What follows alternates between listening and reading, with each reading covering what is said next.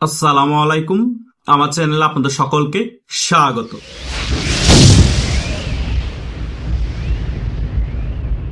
তোফায়েল আহমেদের জানাজা ঠেকানোর জন্য যে মাঠে জানাজা অনুষ্ঠিত হবে ভোলায়, সেখানে আগে থেকে বিএনপি নেতারা গিয়ে স্লোগান দিতে থাকে, মানে জানাজা হতে দিবে না।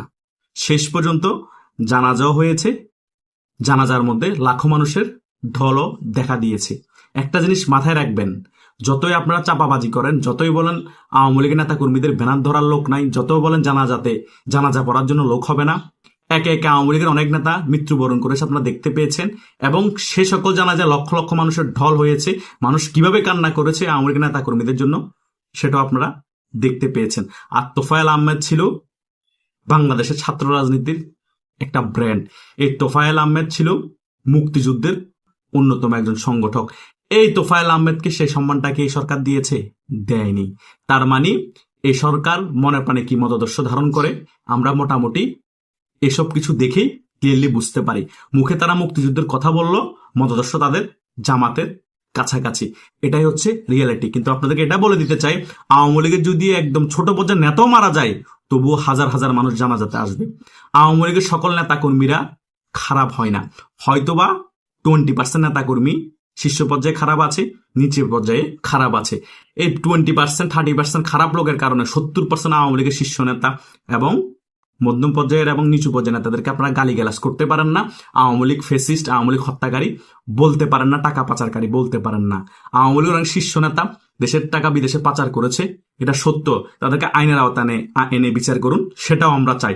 যারা গুম করেছে, হত্যা করেছে, নির্বিচারে মানুষ মেরেছে, তাদেরও আপনারা বিচার করেন, সেটারও বিচার চাই। কিন্তু এই তোফায়েল আহমেদের মতো লোকদেরকে যখন আপনারা সম্মান দিবেন না, মতিয়া চৌধুরীর মতো লোকদেরকে যখন আপনারা সম্মান দিবেন না, তখন আমাদের আর বলতে দ্বিধা নেই যে আপনারা মুক্তিযুদ্ধের পক্ষের শক্তি না। বাংলাদেশের সত্যিকার একমাত্র মুক্তিযুদ্ধের পক্ষের শক্তি হচ্ছে বাংলাদেশ আওয়ামী লীগ।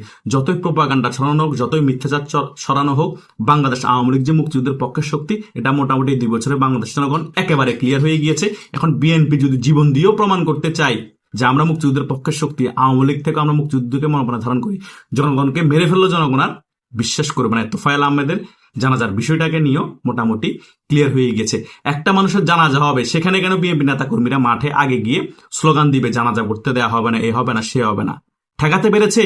জানাজা যতজন লোক হয়েছে, তারা যদি ওই সকল টোকাইদেরকে 30, 40, 50 জন যারা মাঠে গিয়ে আগে স্লোগান দিয়েছে বিএনপি, তাদেরকে ওখানে গণধোলাই দিত, মেরে ফেলতো, কি হতো? শুধু পারালেই তো তারা মারা যেত। এটাই হচ্ছে বাস্তবতা। কখনো জোর জবস্তি করে মানুষের সম্মান হরণ করা যায় না। যার সম্মান তাকে দিতে হয়। তিনি মারা গিয়েছে, তাকে মুক্তিযোদ্ধা হিসেবে একটা সম্মান দিলে কি এমন হতো? বরং ঢাকার মধ্যে ওনার জানাজার পড়ার পর জয় বাংলা স্লোগান দিয়েছে, যে সেখান থেকে অনেক আওয়ামী লীগের নেতা কর্মীদেরকে গ্রেপ্তার করা হয়েছে। অনেকে স্লোগানও দেয়নি, জাস্ট জানাজা পড়তে এসেছে নর্মাল মানুষ, তাদেরকে গ্রেপ্তার করা হয়েছে। এগুলা কখনো বাংলাদেশের জনগণ পছন্দ করছে না, এবং এই সকল বিষয় বাংলাদেশের জনগণও মেনে নিবে না, এবং মুক্তিযুদ্ধের পক্ষের শক্তি আওয়ামী লীগের নেতা কর্মীরাও মেনে নিবে না। সামনে খুবই ভয়াবহ সময় অপেক্ষা করছে এই বিএনপি জামাত এনসিপি জোটের। কারণ এই সকল বিষয় তারা যেভাবে জনসম্মুখে ছড়িয়ে দিচ্ছে এবং জনগণের কাছে এই সকল বিষয় বার্তাকারে পৌঁছে দিচ্ছে, জনগণ এদের উপর দিনে দিনে খালি ফুঁসে উঠছে।